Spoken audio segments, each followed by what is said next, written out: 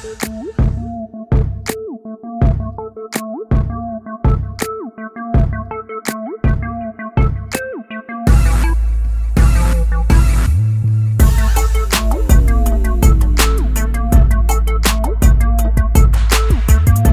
stance isn't trying to intimidate you. It was engineered knowing that most people will never see it coming. By the end of this video, you'll understand why a conversation with people who don't give public interviews may have quietly funded this entire project. There's one engineering decision in the Royal Guard that no production armored SUV built on American soil has attempted. I'll get to it. And my verdict on whether this justifies the investment? It's not what the sticker price suggests. We're covering the platform architecture, the interior technology, and what's actually moving this thing down the road. Here's what's genuinely interesting about this build. The Royal Guard doesn't appear to be a Yukon Denali that got armored as an afterthought. Sources close to the project indicate this conversation started with a government procurement request.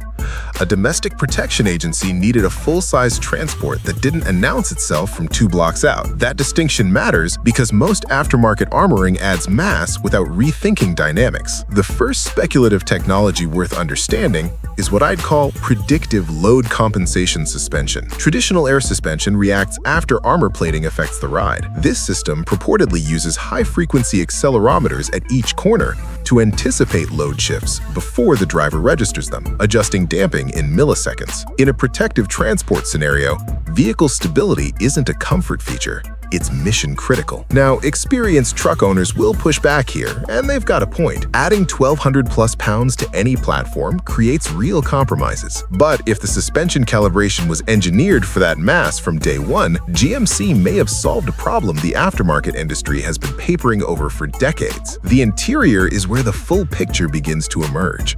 Step inside, and the first thing that recalibrates your expectations is the central infotainment tower.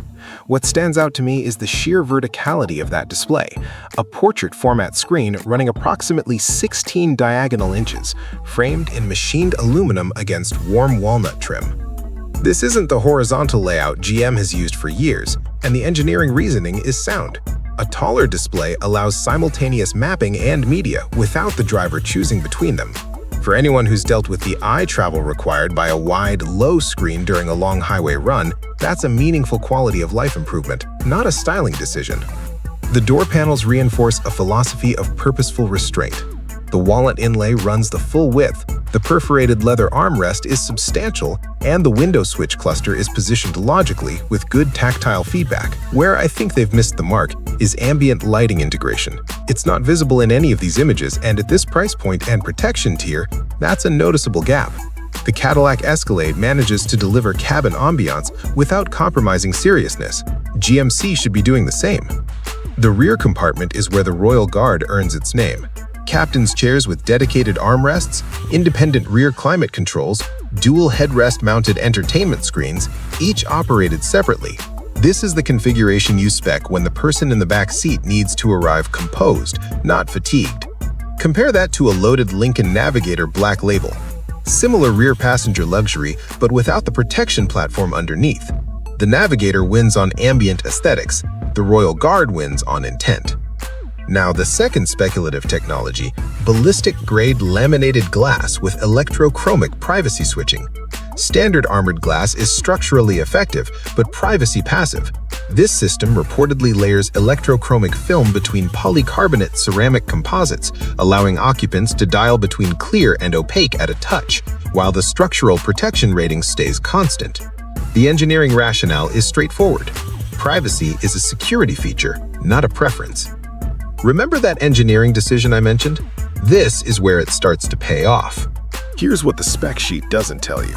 Purpose-built armoring changes this truck's weight distribution in ways no standard calibration anticipates.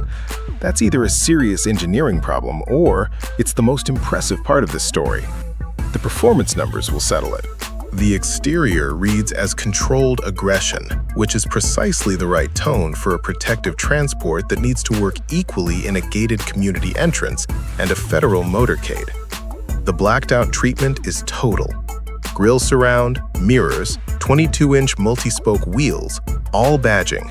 Nothing reflects, nothing announces. That's intentional, and it's the right call. The front fascia carries a wide lower intake managing real thermal work, brakes and drivetrain components working harder under added curb weight than they would on a stock Yukon. The wheel arches are visibly flared, accommodating a broader stance that increases the tire contact patch and improves stability at speed. That's physics working in your favor, not styling working against your judgment. The all-terrain rubber is an interesting choice for a vehicle with a primary highway mission. It suggests this platform is calibrated for genuine all-conditions deployment, not just airport runs. Ride height appears raised roughly 2 inches over standard, which meaningfully changes approach geometry. At the rear, quad exhausts flank a squared lower diffuser, and the full-width LED taillight bar carries the GMC badge in illuminated red across what appears to be a 222-inch overall platform. But design and engineering mean nothing without the right powertrain. Here's what's under the hood. The standard Yukon Denali runs a 6.2-liter naturally aspirated V8, 420 horsepower, 460 pound-feet of torque. In stock configuration, that's more than adequate. Carrying an estimated 1,200 to 1,500 additional pounds of armor, the equation changes materially. This is where speculative technology number 3 becomes relevant, a predictive vehicle dynamics overlay, an AI-integrated torque management layer that reads road surface conditions, vehicle load, and steering inputs simultaneously, redistributing power to individual wheels before the driver registers any instability. The engineering precedent exists in motorsport applications. Applying it to a full-size protective SUV would be the first of its kind in the American market. For anyone who's driven an Escalade ESV back-to-back against a Yukon Denali, you already know the Yukon carries highway mass more naturally. The Lincoln Navigator brings 440 horsepower from a twin-turbocharged 3.5-liter, comparable output, fewer cylinders, but the V8 torque delivery under hard acceleration is more linear and more predictable. In a situation where reaction time and vehicle control overlap, that predictability isn't a trivial advantage. This is a seriously capable machine at speed. But I have one final thing to tell you. Now, here's what I actually think, and I'll be completely straightforward. The engineering ambition behind this truck is real. Whether the execution justifies the investment is the question that determines whether this belongs in your garage or just in your browser history.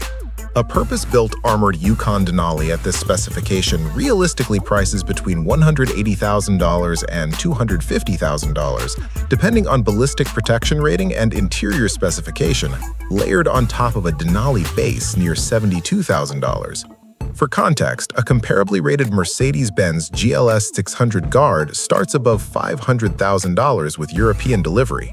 That price gap is the Royal Guard's most compelling argument. Depreciation on specialty armored vehicles also runs slower than the broader market. The buyer pool is smaller, but so is the supply. First, platform credibility. GM's T1 full-size truck architecture is one of the most proven load-bearing foundations in American automotive history. Starting here is the correct decision. Second, interior execution. What you're getting in the Royal Guard's cabin is genuinely boardroom grade, and it's functional, not theatrical. Third, powertrain logic. A naturally aspirated V8 in a protection vehicle has fewer potential failure points under sustained load than a turbocharged system. That's not a trivial advantage in the field. But I want to be honest about the trade-offs. Real-world fuel economy at 6,000 plus pounds of curb weight will be in the 10 to 12 mpg range, and the real cost of ownership, the open loop I planted at the top, isn't the sticker price, it's the specialized maintenance network, which, outside major metro areas, is genuinely limited. If you need a domestic-built protective transport that doesn't announce itself, this is the strongest option in the American market right now. If pure ballistic certification outweighs everything else, the Mercedes Guard program still leads. But for the buyer who wants American provenance, genuine interior quality, and a capable all-conditions platform, this is where I'd put my money. That front end, engineered to end the conversation before it starts. Now you understand exactly why. This isn't a showpiece, it's a considered statement in American steel and engineering, built for people who can't afford to treat protection as an afterthought. I'd genuinely like to hear your perspective on this, especially if you've been inside the protective transport market or owned a previous generation armored full-size. Drop your experience below. And if you want to see how the Royal Guard stacks up directly against the Mercedes GLS 600 Guard on value and ballistic specification, that video is right here. If this kind of honest, no-nonsense analysis is what you're looking for, subscribe. I'll see you in the next one.